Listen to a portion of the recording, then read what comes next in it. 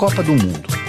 Em todos os cantos do planeta, o futebol desperta paixões. Senegal, Senegal, Senegal, Senegal, Senegal! É tempo de vibrar, torcer e até de sofrer. E vale tudo para empurrar o time de seu país à vitória. Em campo, não são apenas 11 jogadores, mas toda a pátria de chuteiras. Este sentimento, capaz de unir milhões em torno de um time de futebol, de um hino, de uma bandeira, nem sempre existiu. Simplesmente porque as nações também não existiam. A invenção das nações.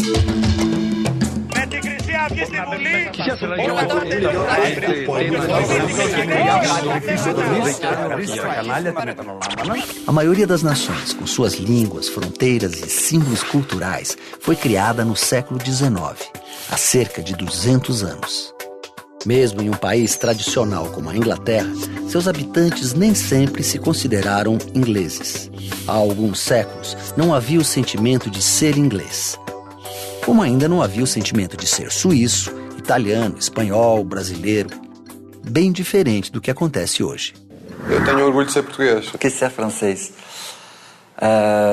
Quando eu penso na Itália, Bom, claro que eu penso na parte cultural. Acho que tem um sentimento de liberdade, hein? Temos uma boa capacidade, sim, de entender, de valorizar as culturas dos outros. Emoção, acho que é uma palavra que define bem o brasileiro. A gente é um povo de convívio, fácil convívio, né? A gente tem muitos amigos, a gente vive bem em grupo, não é aquela coisa fechada. Então eu fico com orgulho dessa característica quente do brasileiro. Esta identificação das pessoas com seus países foi sendo construída ao longo dos tempos e começou a nascer na Europa entre os séculos XV e XVI, junto com as primeiras nações. Para saber um pouco mais sobre este processo, é preciso voltar no tempo. No século XV, os senhores feudais perderam o poder político e militar. O domínio passou então para as mãos de monarcas absolutistas. Com o poder centralizado no rei, o Estado se tornou soberano, responsável pelas leis e pela ordem interna.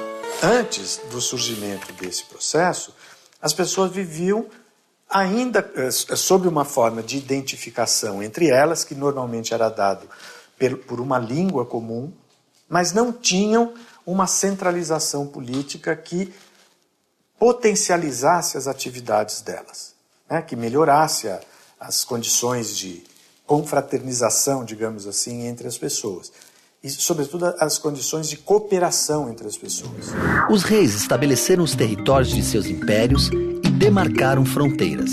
Assim, nasceram os primeiros estados nacionais. O Estado moderno é uma estrutura política que garante a um determinado grupo de pessoas a possibilidade de executar atividades, de viver, no âmbito de um determinado território, sob a proteção de um conjunto de instituições, das instituições de caráter jurídico até as instituições de caráter militar, que, por exemplo, protegem as fronteiras e defendem esse território de eventuais invasões ou cobiças de estrangeiros.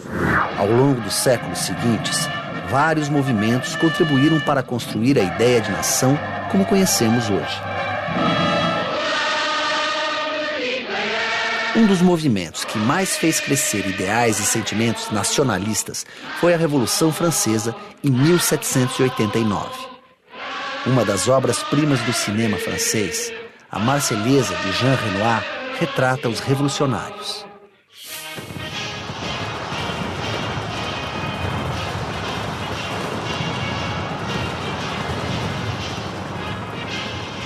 Vocês justificam esses atos que consideram como rebelião com palavras que não compreendo. A nação, os cidadãos. O que é isso? A nação é a reunião fraternal de todos os franceses. É você, sou eu. São as pessoas que andam nas ruas.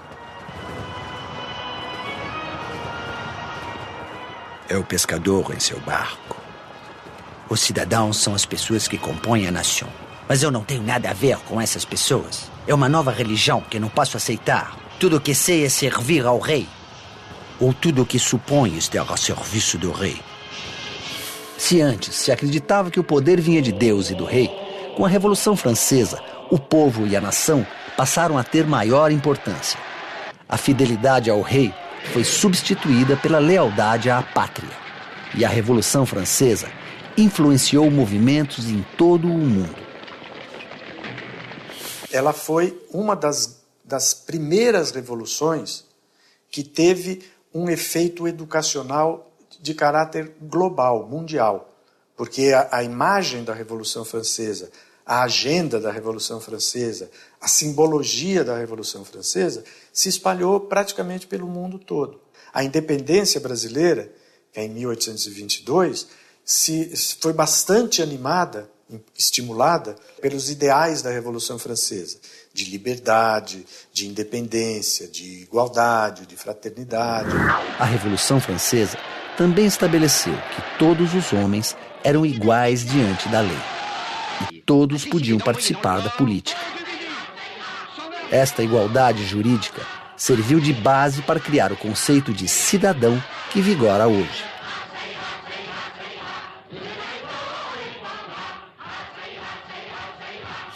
As leis tradicionais, os costumes, vão sendo cada vez mais complementadas ou mesmo substituídas por leis escritas, que serão aquelas que vão formar as constituições políticas modernas. Porque antes as pessoas não tinham direitos. As pessoas tinham obrigações e quase sempre as obrigações das pessoas eram de respeitar ou obedecer aos poderosos. Por outro lado, as pessoas subordinadas, submetidas ao poder, passam a ter direitos, inclusive de não obedecer, e isso significa, então, uma possibilidade nova para a história da humanidade. A partir do século XIX, várias nações surgiram com a união de povos e territórios que antes estavam separados. É o caso da Alemanha, por exemplo, cuja unificação aconteceu em 1871. E também da Itália, que ganhou a conformação de uma bota, como conhecemos hoje, em 1861. A formação das novas nações atendeu principalmente aos interesses da indústria e do comércio, que eram comandados pela burguesia da época. Há vários objetivos na construção da nação, né? Um dos principais é que a burguesia, controlando um território unificado, ela teria força em relação às outras burguesias. Porque vamos pensar que cada burguesia ela tem que produzir e vender produtos dentro de determinado território. O que fazer com o que sobrava? Tem que vender para outra região, outro país. Só que naquele outro país tinha outra burguesia querendo vender também. Então há um conflito, há uma disputa entre diferentes burguesias por mercados consumidores. Então um dos interesses principais da formação das nações é garantir, né, um mercado para vender seus produtos e, se possível, outros mercados. Apesar dos ideais que uniram nações como a França, foi preciso superar diferenças e divergências internas. Nem sempre, os povos unidos sob um mesmo poder, em um mesmo território, se identificavam.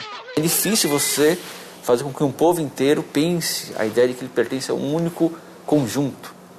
Então, a nação começou a ser construída principalmente a partir da ideia da língua comum, da cultura comum de um povo, né? E de um governante, ou de um governo que protege essa comunidade de povos. Isso nem sempre é tranquilo, porque muitas vezes dentro de uma mesma suposta nação unitária existem muitas diversidades que podem ser sufocadas. Por outro lado, dá segurança, né? Você saber que você não está sozinho no mundo, você pertence a um povo que junto pode enfrentar os desafios do futuro, etc. Isso dá uma segurança cultural para um povo, né? Nascidas da união de povos e territórios, ou a partir da independência conquistada, as nações são mais que o próprio território. Ser uma nação é um povo que, para mim, é um povo que vive unido. É um povo que luta pela mesma coisa. Para defender com unhas e dentes os interesses do seu próprio país, da sua nação. Nação, eu acho que é realmente esse conjunto de pessoas que têm os mesmos valores, né? Que compartilham um amor por um lugar.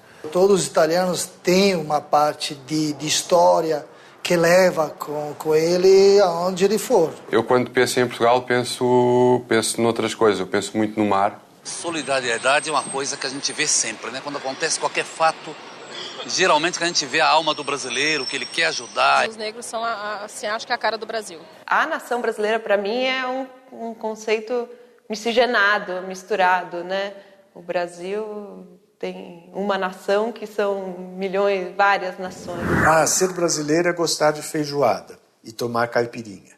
Para outras pessoas, ser brasileiro é viver num país tropical, bonito por natureza. Ser brasileiro pode ser gostar da música brasileira, né? Gostar do futebol. É algo que também depende da aceitação de determinados símbolos. Então, acreditar em bicho-papão é uma coisa, né? Curupira, mula sem cabeça, saci. O saci é um símbolo de nacionalidade, porque não tem outros. O italiano não sabe o que é um saci, nem o grego. O saci é nosso. Sentir-se brasileiro passa por essas coisas todas. A ideia de nação, ela provoca um movimento na cultura, mesmo no Brasil, né? Você pegar a música do Carlos Gomes, o Guarani.